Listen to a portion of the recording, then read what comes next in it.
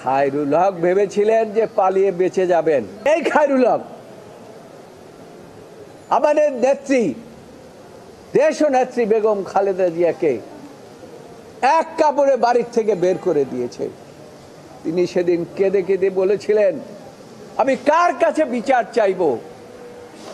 বলেছিলেন, আমি এক কাপড়ে চলে এসেছি, যেখানে আমার সংসার, যেখানে আমার শহীদ রাষ্ট্রপতি জিয়াউর রহমানের সংসারে আমি গিয়েছি, তা যেখানে সব শহীদ রাষ্ট্রপতি জিয়াউর রহমানের স্মৃতি বিজড়িত, আমার সন্তানদের স্মৃতি বিজড়িত, সেখান থেকে আজকে আমাকে এক কাপড়ে বের করে দিয়েছে।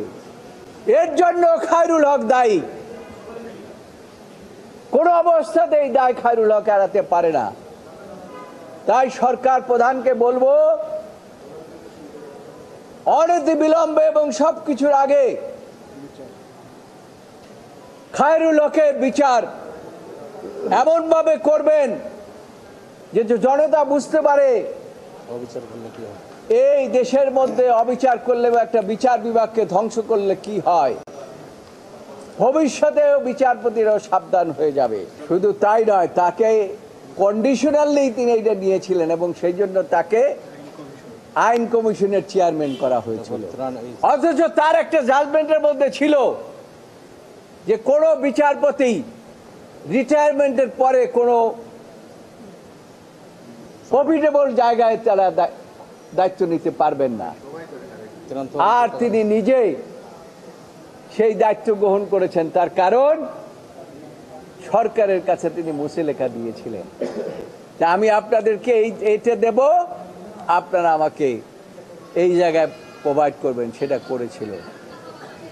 খায়রুল হক ভেবেছিলেন যে পালিয়ে বেঁচে যাবেন।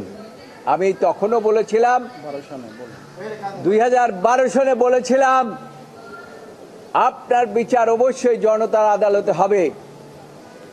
আমি আশা রাখি এই সরকার এমনভাবে বিচার করবেন, দৃষ্টান্তমূলক বিচার করবেন, যাতে মানুষ মনে করে এই আদালতে বিচার হচ্ছে সেটা জনগণের আদালত এবং জনতার আদালত।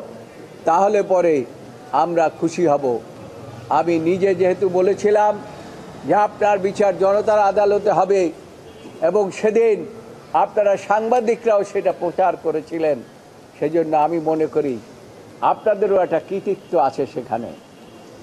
সেই কৃতিত্বের ভাগীদার আমরাই শুধু নয়, আপনারাও সেই কৃতিত্বের ভাগীদার।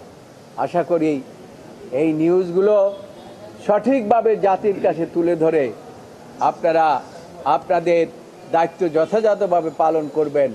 এবং আমি আবার দাবি জানাচ্ছি, জনাব খায়রুল হককে এমনভাবে বিচার করতে হবে যে জনতার তার সেই বিচার দেখতে পায়।